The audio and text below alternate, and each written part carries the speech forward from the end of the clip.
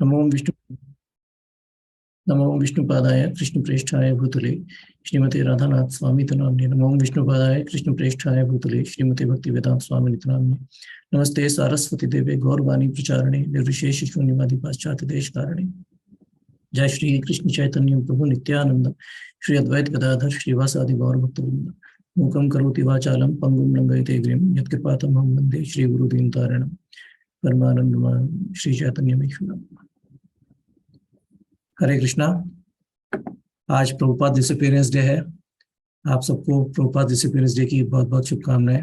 हमारे लिए इस्कॉन के डिवोटीज के लिए खासकर बहुत इम्पोर्टेंट डे है, तो प्रभुपाद के ऊपर थोड़ी चर्चा करेंगे।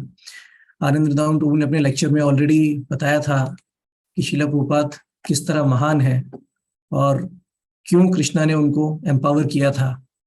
प्रभुपाद की बताया था, प्रभुपाद ने इतनी ओल्ड एज में ट्रैवल किया, उनके पास पैसा नहीं था, इतनी सारी किताबें लिखी, इतने सारे मंदिर खोले, हिप्पियों को प्रीच किया, जिन लोगों को स्पिरिचुअल लाइफ के बारे में कुछ भी बताना बहुत मुश्किल था, और वो भी ऐसी भाषा में जो उनको समझ में नहीं आती थी। प्रभुपाद की इंग्लिश उनको समझ में नहीं आती थी। इतना ट्रैवल किया, 14 बार पूरी दुनिया का चक्कर लगाया, और कृष्णा ने उनको एम्पावर किया क्योंकि उनको अपने गुरु में श्रद्धा थी, होली नेम में बहुत ज्यादा अटैचमेंट था उनको, सेल्फलेस थे वो, और बहुत फिलोसॉफिकल कन्विक्शन था उनको। उससे आगे की चर्चा हम यहाँ करने की कोशिश करेंगे। कार्तिक मास में कई बार भक्त यात्रा पर जाते हैं, अभी भी बहुत भक्त यात्रा पे गए हुए हैं।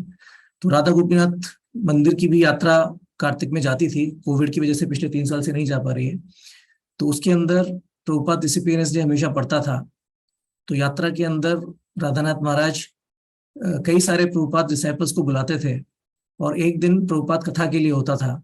तो सारे जो प्रभुपाद के इंटीमेट डिसाइपल्स थे, जो जिन्होंने प्रभुपाद का सानिध्य प्राप्त किया है, वो प्रभुपाद की कथा करते थे। तो उसके अंदर हमने काफी कहानियां सुनी है, और वो डिवोटीज इस तरह कथा सुनाते थे जैसे प्रभुपाद अभी भी उनके साथ है। उनको ऐसा लगता था मानो कल ही की बात है, जबकि 40-50 साल पुरानी बात होती थी। और उन सबके मन में, हृदय में प्रभुपाद के लिए बहुत ज्यादा कृतज्ञता, ग्रेटिट्यूड और प्रेम की भावना होती थी। तो आनंद वृंदावन प्रभु के लेक्चर में हमने सुना कि कैसे कृष्णा ने उनके थ्रू मैजिक किया, पूरी दुनिया में इतने सारे भक्त बना दिए, इतने सारे मंदिर बना दिए। बट प्रभुपाद ने भी अपने भक्तों के थ्रू काफी मैजिक किया। कैसे? लंदन में जब प्रीचिंग चालू हुआ तो प्रभुपाद ने अपने 3 डिवोटी कपल्स को वहां भेजा।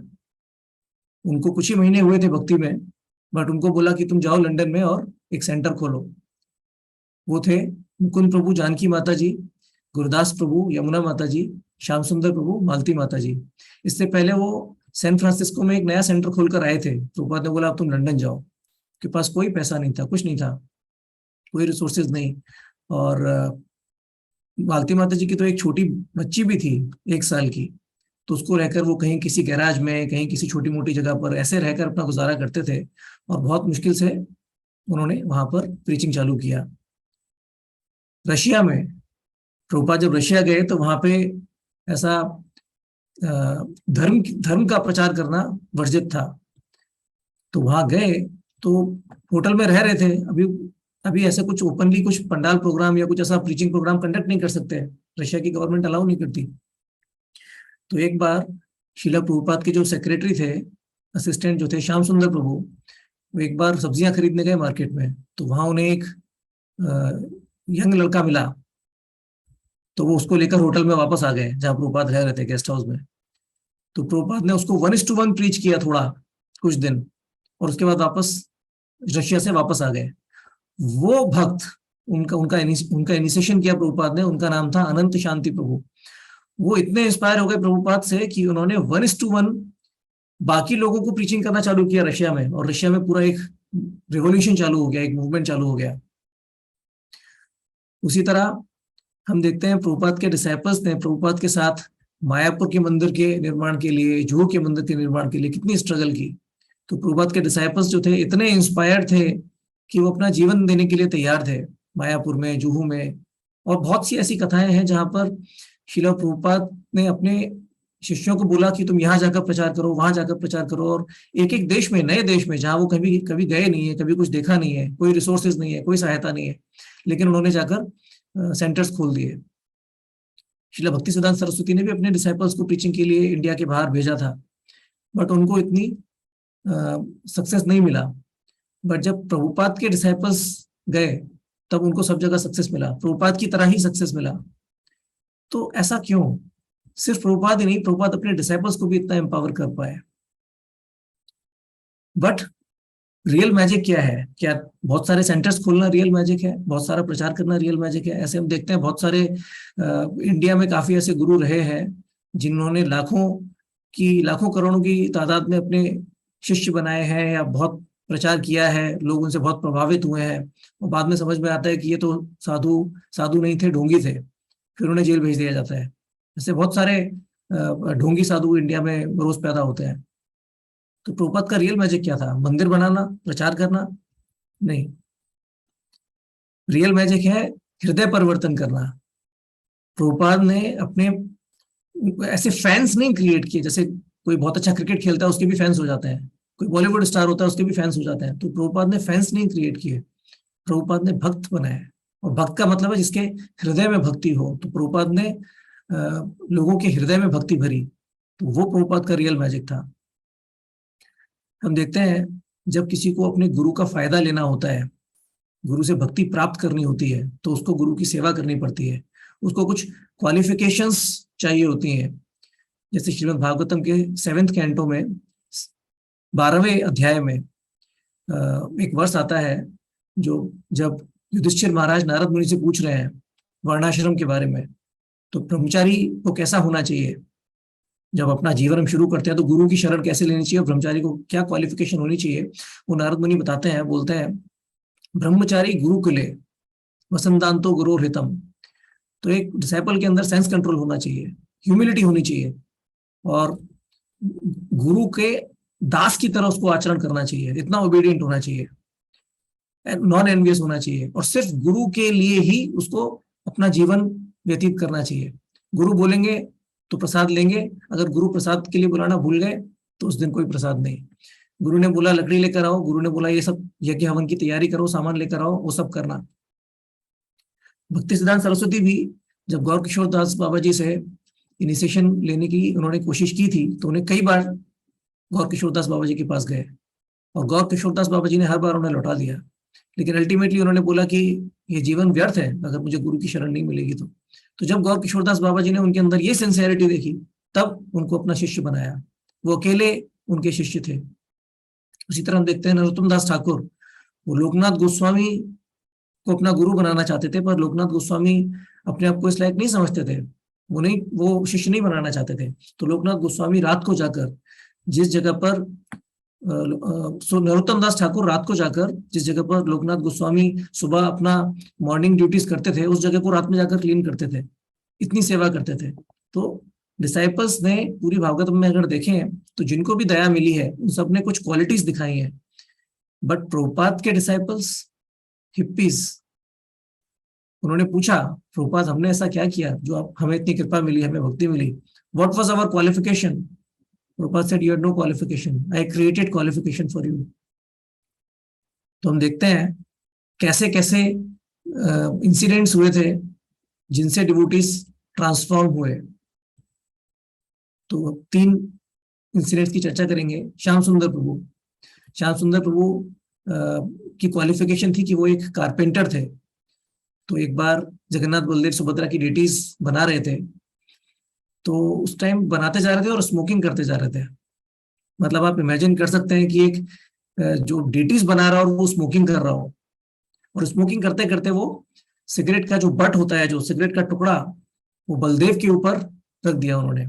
और बलदेव मतलब हम सुनते हैं मायापुर में, अगर आपने किसी ने सुना हो, मायापुर में राजापुर जगन्नाथ है, तो वहां कोई अगर भगवान का प्रसाद लेने को भी मना कर देता है, हमने ऐसा स्टोरी सुना है, तो जगन्नाथ बलदेव ने आकर उनकी पिटाई कर दी। और यहाँ पर बलदेव के आप सर पे सिगरेट का बट आप इमेजिन कर सकते हैं। तो प्रभुपाद ने ये देखा, और प्रभुपाद ने उनको डांटा नहीं, क्योंकि वो समझते थे कि ये छोटे बच्चे की तरह है, इनको कुछ पता ही नहीं है, ये जानबूझकर नहीं कर रहे हैं, इनके अंदर थोड़ी सिंसियरिटी है। तो उसको फैन किया, उस स्पार्क को फैन किया, but at the same time principles भी कॉम्प्रोमाइज नहीं किए। उनको बोला 1 लेस सिगरेट अ डे, आज से रोज 1 सिगरेट कम करना शुरू करो। फिर प्रभुपाद के एम्पावरमेंट से उनकी सिगरेट छूट गई धीरे धीरे। यमुना माता जी स्टार्टिंग में प्रभुपाद को कुकिंग में हेल्प कर रही थी, बीच बीच में वो स्मोकिंग करने का ब्रेक लेती थी। फिर प्रभुपाद कहते थे अच्छा अभी स्मोकिंग कर लिए, अभी हाथ धो, वापस फ्रेश होकर आओ। तो इस तरह प्रभुपाद ने उनको एंकरेज किया और भक्ति में भी लगाया, और उनकी जो प्रॉब्लम्स थी, जो उनके अनर्थ थे, उनको भी ठीक होने का गुण दिया। हरिदास प्रभु, ये बहुत ही अच्छा वाकया है। एक बार हरिदास प्रभु जो भी इस्कॉन टेम्पल जुहू में है, बहुत छोटे थे उस टाइम, एक छोटे बच्चे थे, तो प्रभुपाद के लिए मार्केट से वेजिटेबल्स लाने की उनको सेवा मिली। अभी वेजिटेबल्स के लिए उनको पैसे दिए गए, तो जो छुट्टा बचा वो पैसा उन्होंने वापस नहीं किया। उस पैसे से उन्होंने थोड़ी चॉकलेट्स खरीद ली। छोटे बच्चे थे, नेचुरली अट्रैक्शन था, और प्रभुपाद अलाउ नहीं करते थे, टेम्पल में तो कोई चॉकलेट खाता नहीं है, तो उन्होंने चॉकलेट्स अपने बीड बैग में डाल दी ताकि कोई देख नहीं ले। फिर उसके बाद जब मंदिर में आए तो सामने प्रभुपाद दिखे, तो उन्होंने प्रभुपाद को प्रणाम किया, झुके, दंडवत किया, तो झुके तो बीट बैग में से चॉकलेट निकल गई। तो प्रभुपाद ने देख लिया ये क्या है। तो अब बच्चे जैसे बिहेव करते हैं, तो डर गए, घबरा गए। अब क्योंकि डांट ना पड़े, तो प्रभुपाद के साथ भी शेयर किया कि शायद प्रभुपाद खाएंगे और डांट नहीं लगाएंगे, कि प्रभुपाद आप भी लीजिए। खोल के दी प्रभुपाद को। प्रभुपाद ने बोला ये क्या है, हाथ में लिया, थोड़ा चखा, लेट्स सी द इंग्रेडिएंट्स।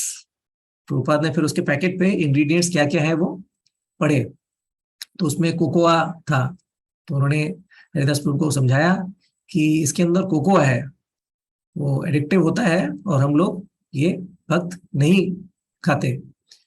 तो हरिदास प्रभु ऑब्वियसली बच्चे थे तो थोड़े डिसअपॉइंटेड थे, तो उन्होंने कहा, पूछा कि तुम ये क्यों खाते हो, क्या अच्छा लगता है इसमें। तो हरिदास प्रभु बोले क्योंकि ये मीठा है इसलिए मुझे अच्छा लगता है। प्रभुपाद सीधे उन्हें लेकर किचन में गए, सूजी का हलवा बनाया उनके लिए वहीं पर, और सूजी का हलवा without offering to the Lord, भगवान का भोग लगाए बिना सीधे उनको दे दिया। और हरिदास प्रभु, मैंने ऐसा सुना है, वो आज भी जब ये कथा याद करते हैं कि प्रभुपाद ने किस तरह उनको मतलब प्रेम से भक्ति में आगे बढ़ने के लिए एंकरेज किया, किस तरह चॉकलेट छोड़ने की शिक्षा दी, और सेम टाइम ये नहीं बोला कि बस छोड़ दो। उनकी जो जरूरत थी, उनकी जो नीड थी, जिसकी वजह से उस चॉकलेट से अट्रैक्ट हुए थे, उस नीड को भी पूरा किया हलवा बनाकर। बोलते हैं वो जो हलवा मैंने खाया, ऐसी चीज मैंने आज तक नहीं खाई। उस हलवे में जो प्रेम था प्रभुपाद का, वैसी चीज मैं दोबारा कभी जिंदगी में खा नहीं पाया। तो इस तरह प्रभुपाद ने अपने भक्तों की क्वालिफिकेशंस क्रिएट की और उनका हृदय परिवर्तन किया। और ये हृदय परिवर्तन होने के बाद जब वो प्रभुपाद से उनको अटैचमेंट बढ़ा, तब फिर उन्होंने अपना जीवन प्रभुपाद को समर्पित कर दिया। और ऐसे भक्त पूरी दुनिया में जा जाकर, देश देश में जाकर, गांव गांव में जाकर प्रचार कर पाए। क्यों? क्योंकि उनको प्रभुपाद के प्रति प्रेम था। और वो प्रेम कैसे आया? वो प्रेम भी प्रभुपाद की ही क्वालिटी थी जो उन्होंने इनको अट्रैक्ट किया। और प्रभुपाद ने सिर्फ डिवोटीज नहीं, नॉन डिवोटीज जो कभी सही मायनों में इस्कॉन के, जो कहना चाहिए इस्कॉन से जुड़कर भक्त नहीं बन पाए, ऐसे भी लोग जब प्रभुपाद के संपर्क में आए तो सबने प्रभुपाद को मतलब प्रभावित हुए। मतलब हार्ट तो ट्रांसफॉर्म हुआ, किसी का ज्यादा ट्रांसफॉर्म हुआ, किसी का कम ट्रांसफॉर्म हुआ। हम देखते हैं सैली अग्रवाल, जब प्रभुपाद अमेरिका गए थे तो गोपाल अग्रवाल के घर में रुके थे, तो उनकी पत्नी थी सैली अग्रवाल, वो अमेरिकन थी, गोपाल अग्रवाल इंडियन थे। उन्होंने एक अमेरिकन लड़की से शादी की थी, तो उनके घर में नॉन वेजिटेरियन खाना वो सब रहता था। लेकिन जब प्रभुपाद उनके घर में रहे तो उन्हें डांटा नहीं, उन्हें ये नहीं बोला कि आप ऐसा क्यों कर रहे हो, भारतीय संस्कृति के विरुद्ध जा रहे हो, क्यों नॉनवेज खा रहे हो, कुछ नहीं बोला। उसी फ्रिज में जहां उनका नॉनवेज रहता था, वहीं पर प्रभुपाद अपना कुकिंग का सामान रखते थे, अपनी वेजिटेबल्स और अपनी सब्जियां वगैरह रखते थे। और सैली अग्रवाल का एक छोटा सा बच्चा था, आई थिंक शायद पहली बार खड़ा हुआ था वो, तब प्रभुपाद का एक फोटो है, प्रभुपाद किस तरह उसको देखकर एक दादा की तरह बहुत प्रसन्न हुए थे और खिलखिलाकर हंसे थे। तो सैली अग्रवाल याद करती है कि प्रभुपाद बहुत जेंटलमैन, प्रभुपाद बहुत अच्छे व्यक्ति थे। तो उनका भी हृदय कहीं ना कहीं प्रभुपाद ने छुआ, हर किसी का हृदय छुआ।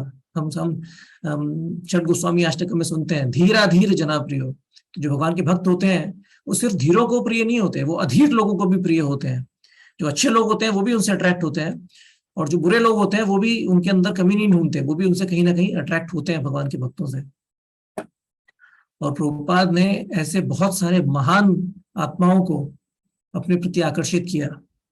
हम देखते हैं ऐसे बहुत सारे लोग थे जो भगवान की खोज में थे, वो प्रभुपाद के संपर्क में आए और प्रभुपाद को अपना जीवन समर्पित कर दिया। राधानाथ स्वामी 19 साल की उम्र में अमेरिका से निकले थे भगवान की खोज में, पूरी दुनिया घूमी, तरह तरह के संतों से मिले इंडिया में, और फिर उसके बाद जब वो प्रभुपाद से मिले तो प्रभुपाद को अपना जीवन समर्पित कर दिया। गौर गोविंद स्वामी तो वो एक गृहस्थ थे, प्रभुपाद के संपर्क में आए, प्रभुपाद ने उन्हें देखते ही बोला तुम्हें संन्यास ले लेना चाहिए और उन्होंने संन्यास ले लिया, क्योंकि वो प्रभुपाद के संपर्क में आने से पहले, आई थिंक पहले से ही सन्यासी थे वो, I don't remember very well, मुझे अच्छे से याद नहीं है, लेकिन एक बहुत स्टॉलवर्ट डिवोटी थे। उसी तरह हम सुनते हैं जननिवास प्रभु और पंकज जानवी प्रभु, ये भी ट्विंस थे, लंदन से निकले थे भगवान की खोज में राधानाथ महाराज की तरह। तो ये भी जब आए प्रभुपाद के संपर्क में, इन्होंने भी अपना जीवन प्रभुपाद को निछावर कर दिया, और प्रभुपाद ने बोला कि आप मायापुर में रहिए। उसके बाद इन्होंने कभी मायापुर नहीं छोड़ा, मायापुर में रहकर वहां डेटिस की सेवा की और पुजारी बने रहे, कभी संन्यास भी नहीं लिया, कोई पोजीशन, कोई कुछ पावर पोजीशन कुछ नहीं, कोई पॉलिटिक्स नहीं, चुपचाप सेवा करते रहे और पूरा जीवन उस सेवा में निकाल दिया। ये प्रभुपाद का मैजिक था, ट्रांसफॉर्मिंग हार्ट्स। नॉट कि लोगों को इतना इंस्पायर कर दिया कि तुम जाकर कुछ बड़ा करो। कुछ लोग बड़ा कर पाए, कुछ लोग बड़ा नहीं कर पाए, लेकिन जीवन सबका परिवर्तित हुआ जो भी प्रभुपाद के टच में आया। तो ये प्रभुपाद का मैजिक था। But what is real success? क्या ये प्रभुपाद का जो मैजिक है ये प्रभुपाद का सक्सेस है? ये मैजिक तो प्रभुपाद ने अमेरिका जाने के बाद चालू किया। 1922 में भक्ति सिद्धांत सरस्वती के टच में आए, 1965 में अमेरिका गए, और 1966 से उनको सक्सेस मिलना चालू हुआ। पहली साल तो अमेरिका में भी काफी स्ट्रगल थी, तो 44 इयर्स तक कोई मैजिक नहीं था, और उसके बाद जो मैजिक था वो 11 साल था। तो 44 इयर्स मतलब क्या प्रभुपाद भक्त नहीं थे? क्या वो सक्सेसफुल नहीं थे अपनी भक्ति में? मैजिक कृष्णा करते हैं हमारे थ्रू, प्रभुपाद के थ्रू मैजिक किया कृष्णा ने। बट प्रभुपाद का सक्सेस वो आउटवर्ड सक्सेस नहीं था, जो मंदिर खुले, जो भक्त बने, वो प्रभुपाद का सक्सेस नहीं था। प्रभुपाद का सक्सेस था कि उन्होंने जो भी किया उनकी हर चीज में कृष्ण उनसे प्रसन्न हुए। तो कृष्ण को प्रसन्न करना ही हमारे जीवन का सक्सेस होता है, भले ही कोई हमें जाने या नहीं जाने। हम कथा सुनते हैं, एक आई थिंक प्रभुपाद ने बताया था, एक वृंदावन में किसी मंदिर में एक लेडी थी, ओल्ड लेडी, जिनकी सेवा थी सिर्फ यमुना से डेटिस के लिए मटके में पानी भर कर लेकर आना। प्रभुपाद ने बोला था कि ये बैक टू गॉड जाएंगी। क्यों? क्योंकि ये सिर्फ भगवान की सेवा कर रही है, उन्हें कुछ और नहीं चाहिए। तो उनका सक्सेस है लाइफ का। ऐसे बहुत सारे डिवोटीज के बारे में आपने कहीं ना कहीं सुना होगा, बहुत सिंपल लाइफ है, कोई उन्हें जानता नहीं है, कहीं कोने में बैठकर अपना भजन कर रहे हैं या सेवा कर रहे हैं, तो उनकी लाइफ सक्सेसफुल है। तो उसी तरह प्रभुपाद की लाइफ में हमेशा सक्सेस था। अगर आप, मैंने पहले भी बोला था, चेतना के स्तर पर देखें, भावना के स्तर पर देखें, तो Prabhupada was always successful as a devotee. एक बार Prabhupada back to God magazine का वितरण करते करते दिल्ली में, आई थिंक बहुत गर्मी थी, उनको हीट स्ट्रोक आ गया, वो गिर पड़े। वो फेलियर नहीं था, किसी ने शायद बैक टू गॉड मैगजीन नहीं ली थी उस दिन, बट कृष्णा देख रहे थे। प्रभुपाद तब भी सक्सेसफुल थे। प्रभुपाद ने इतनी सारी प्रीचिंग करने की कोशिश की इंडिया में। यूएस में तो 10-11 साल ही किया, इंडिया में तो कितने साल प्रीचिंग कर रहे थे। जब वो गृहस्थ आश्रम में थे तब भी बहुत प्रीचिंग करने की कोशिश कर रहे थे। झांसी में लीग ऑफ डिवोटीज बनाया, वो फेल हो गया, बट प्रभुपाद तब भी सक्सेसफुल थे। एक बार उन्होंने भगवत गीता पर कमेंट्री लिखी थी इंग्लिश में, तो घर पे मैन्युस्क्रिप्ट रखी हुई थी, तो उनको कोई पब्लिशर नहीं मिल रहा था। उनको प्रीचिंग के लिए, उनको बुक पब्लिश करने के लिए हेल्प चाहिए थी। तो सडनली किसी दूसरे भक्त की मदद से उनको एक स्पॉन्सर मिल गया। तो तैयार हो गए कि हाँ, आप हमें अपनी मैन्युस्क्रिप्ट दीजिए, हम इसका बुक छपवाएंगे। तो प्रभुपाद बहुत खुश हुए, घर आए, देखा मैन्युस्क्रिप्ट गायब, चोरी हो गई थी मैन्युस्क्रिप्ट। अब पता नहीं उनके घर से कोई नौकर ले गया या किसने किसने फेंक दी, क्या किया उनको समझ नहीं आया, वो कभी पता नहीं लगा पाए कि मैन्युस्क्रिप्ट किसने गायब की। बट महीनों की मेहनत वेस्ट हो गई। अब इतने दिनों से आप ढूंढ रहे हैं कोई मेरी बुक छापने में मेरी मदद करे, जब कोई सामने आया कि हाँ मैं आपकी बुक छापता हूं, तो आप क्या मुंह लेकर उनके सामने जाएंगे? मेरे पास तो बुक ही नहीं है छापने के लिए। प्रभुपाद ने हार नहीं मानी, प्रभुपाद ने दोबारा लिखी पूरी भगवत गीता, और वो बनी Bhagavad Gita as it is. फिर उसके बाद तो जब वो मैन्युस्क्रिप्ट खो गई थी, प्रभुपाद न हार मानी उन्होंने, और जब खोई थी उससे पहले जो लिखी थी वो भी प्रभुपाद का सक्सेस था, और उसके बाद जो उन्होंने दोबारा लिखी वो भी प्रभुपाद का सक्सेस था। उनकी श्रीमद् भागवतम उनकी पत्नी ने चाय के बिस्किट के लिए बेच दी। वो एक बार्टर सिस्टम होता था कि अगर आपको कुछ चाहिए तो आप उन्होंने भागवतम रखी और उतने ही वजन के बिस्किट खरीद लिए एक्सचेंज में। जब प्रभुपाद को ये पता चला तो बहुत उनका दिल टूटा, और उन्होंने अपना घर परिवार छोड़ दिया। इसलिए नहीं कि वो इर्रेस्पॉन्सिबल थे, वो अपनी पूरी ड्यूटीज कर चुके थे, ऑलरेडी बूढ़े हो गए थे, जो भी उनको करना था वो कर चुके थे, ऑलरेडी वानप्रस्थ जैसा जीवन जी रहे थे। तब उनका ऐसा बहुत इच्छा थी कि मेरी पत्नी मेरी सहायता करे, बहुत उनको इंस्पायर करने की कोशिश करते थे। अपने घर में जो भी उनके घर में गेस्ट आते थे उनको गीता का प्रचार करते थे। उनके पत्नी और बच्चे दूसरे रूम में बैठे होते थे, उस टाइम उनके साथ बैठते भी नहीं थे। प्रभुपाद ने फिर भी पेशेंस रखा और उनको बहुत इंस्पायर करने का कोशिश किया। लेकिन जब प्रभुपाद को समझ में आया कि ये मेरी मिशन में मेरी हेल्प नहीं करने वाले, और मेरी जो सेवा है इनके प्रति वो पूरी हो चुकी है, तो उन्होंने फैमिली लाइफ को छोड़ दिया। वो भी प्रभुपाद का सक्सेस था, एक्सटर्नली हालांकि कोई सक्सेस नहीं था। जब वो वृंदावन में राधा दामोदर मंदिर में श्रीमद् भागवतम लिख रहे थे और शीला रूप गोस्वामी पाद से रोज रात को प्रार्थना करते थे रो रो कर, एक्सटर्नली कोई सक्सेस नहीं मिला था, पर वो प्रार्थनाएं, वो भागवतम का लिखना, वो प्रभुपाद का सक्सेस था। क्योंकि कृष्ण को काफी अच्छा लग रहा था, वो कृष्ण उस प्रभुपाद का वो प्रयास देखकर बहुत संतुष्ट थे। जब यूएस पहुंचे तब यूएस में वो टेप रिकॉर्डर पे अपने लेक्चर्स रिकॉर्ड करते रहते थे, टाइपराइटर पे काफी कुछ लिखते रहते थे। उनके पास काफी बुक्स थी। हम सुनते हैं उनके पास कोई पैसा नहीं था जब वो यूएस गए थे, वो एक ट्रंक लेकर गए थे बुक्स का। तो वो बुक्स का वितरण कर करके उन्होंने थोड़े पैसे जमा किए थे, और 1 साल तक उन्होंने जो भी अपनी गुजर बसर का जो पैसा था वो बुक्स से आया था। तो बुक्स का जो भी बाकी स्टॉक बचा था वो सारा चोरी हो गया। उनका टाइपराइटर चोरी हो गया, उनका टेप रिकॉर्डर चोरी हो गया। उनके पास उस समय $200 थे, और प्रभुपाद बहुत हताश हो गए, और उन्होंने सोचा मेरे पास रिटर्न टिकट है वापस जाने की, तो वापस जाने की तैयारी कर ही रहे थे। तो फिर उन्होंने सोचा मैं एक चांस और लेता हूँ। उनके पास $200 थे, $200 में उन्होंने एक जगह किराए पे ली।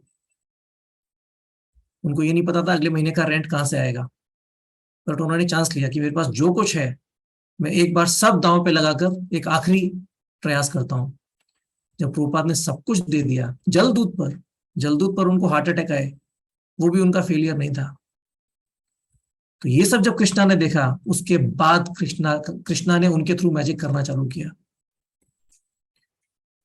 और ये मैजिक और ये मर्सी आज भी फ्लो हो रही है।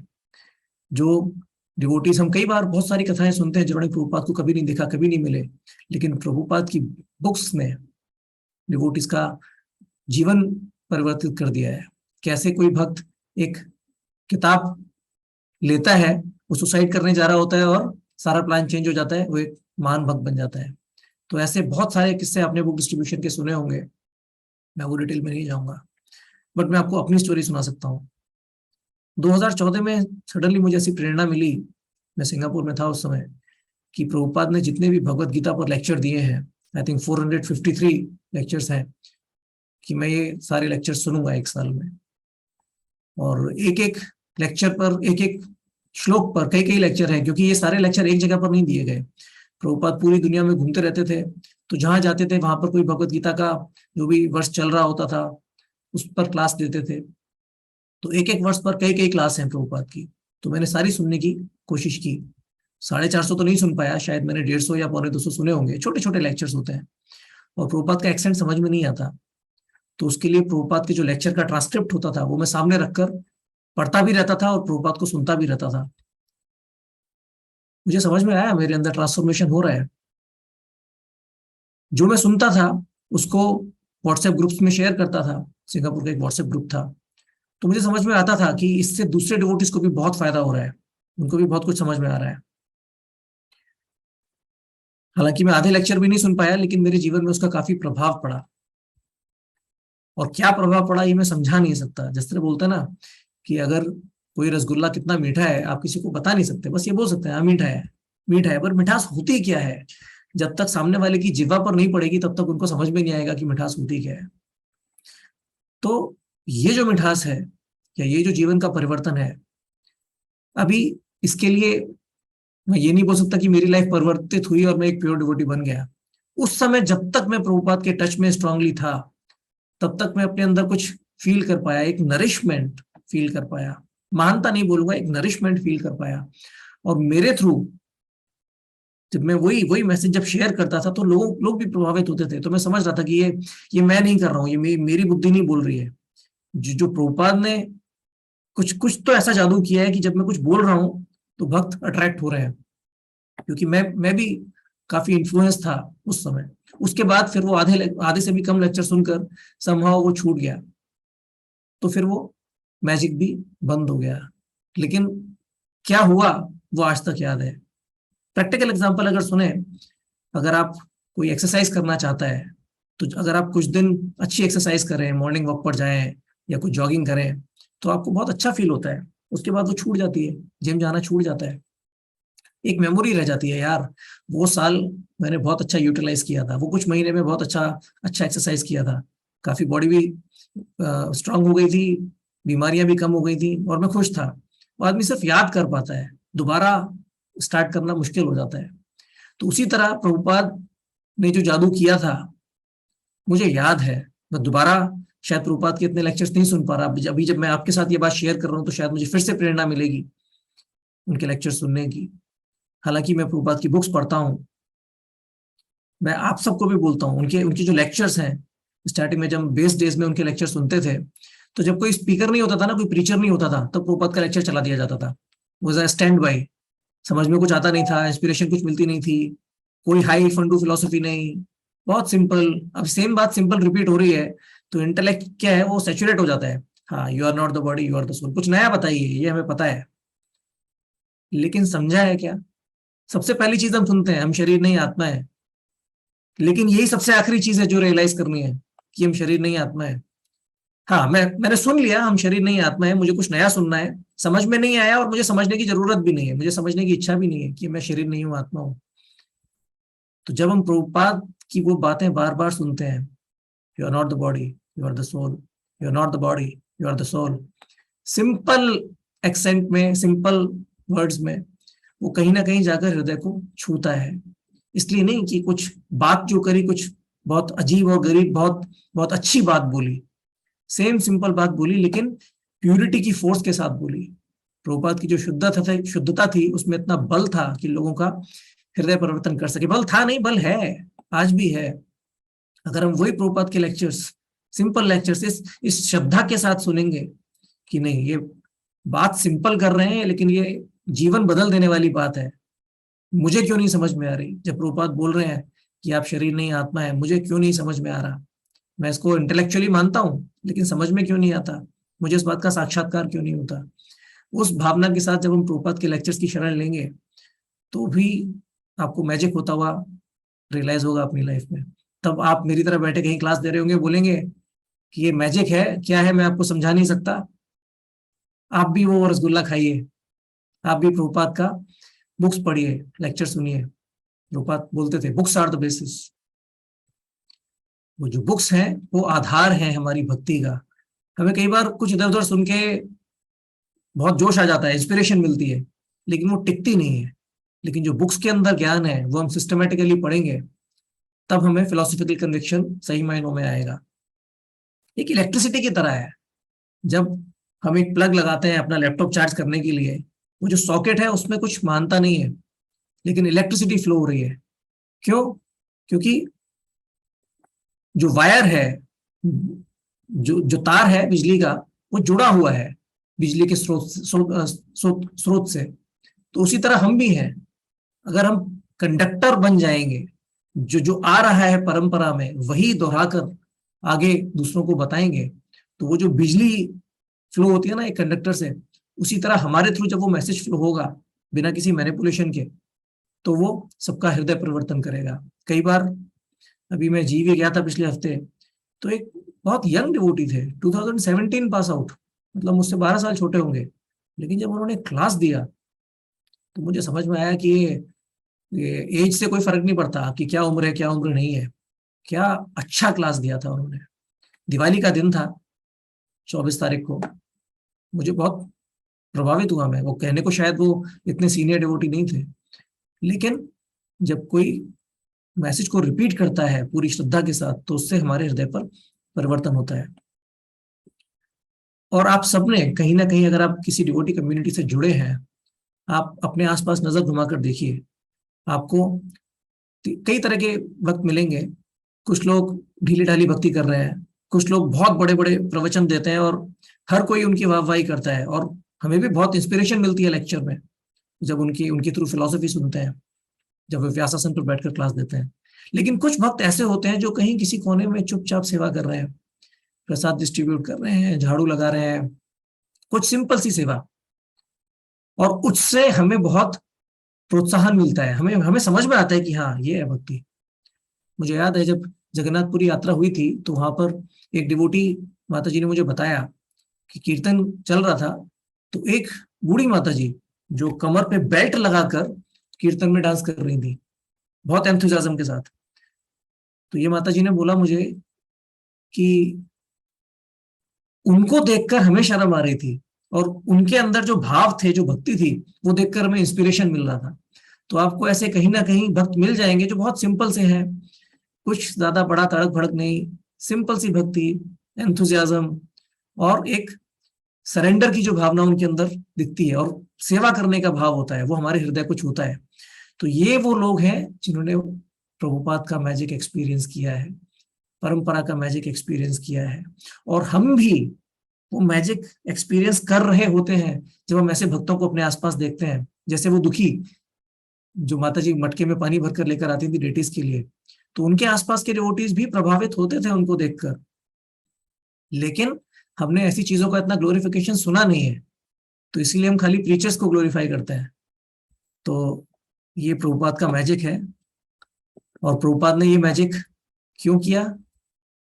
क्योंकि उनको हरिनाम में पूरी श्रद्धा थी। बोलते थे कि भागवतम अमेरिका जा रही है, और मैं भागवतम का दास बन के अमेरिका जा रहा हूं, मैं अमेरिका नहीं जा रहा। तो होली नेम, भगवान का जो हरि नाम है, वो टॉमकिंस स्क्वायर पार्क में, वहीं एक पार्क में बैठकर वो बस कीर्तन करने लगे और लोग अट्रैक्ट हो गए। तो प्रभुपाद ऐसा मानते थे कि ये मैं अट्रैक्ट नहीं किया इन लोगों को, भगवान के नाम ने इन लोगों को भक्त बनाया है। तो प्रभुपाद को हरिनाम में इतनी श्रद्धा थी, चैतन्य महाप्रभु के जो प्रिडिक्शन थी उसमें इतनी श्रद्धा थी कि सर्वत्र प्रचार हुई बे मोरा नाम, पृथ्वी ते आचे यत नगर अधिग्राम, सर्वत्र प्रचार हुई बे मोरा नाम, my name will be chanted in every town and village. तो उसी हरिनाम में, जिसमें प्रभुपाद को इतनी श्रद्धा थी, जिसकी वजह से वो इतना मैजिक एक्सपीरियंस कर पाए, खुद मैजिक कर पाए, अपने डिसाइपल्स के थ्रू मैजिक कर पाए, और वो मैजिक आज तक चल रहा है। वो मैजिक हमारी लाइफ में भी हो सकता है अगर हम उस हरिनाम का शरण लें, प्रभुपाद को याद करें। वो प्रभुपाद से आज के दिन हम वैष्णव आचार्यों का जब अपीयरेंस और डिसअपीयरेंस डे होता है, जब उनसे प्रार्थना करते हैं तो हमें काफी उनसे शक्ति मिलती है। तो आज हम उनसे प्रार्थना कर सकते हैं कि प्रभुपाद, आपको जो श्रद्धा थी हरि नाम में, उसका थोड़ा सा पार्ट अगर मुझे मिल जाए, क्षण भर की वैसी श्रद्धा, थोड़ी मात्रा में भी अगर वो श्रद्धा मुझे मिल जाए, तो मैं भी अपनी सेवा कर पाऊंगा। तो इस भावना के साथ और इस प्रार्थना के साथ आज की हरिनाम सेवा हम शुरू करेंगे। हरे कृष्ण।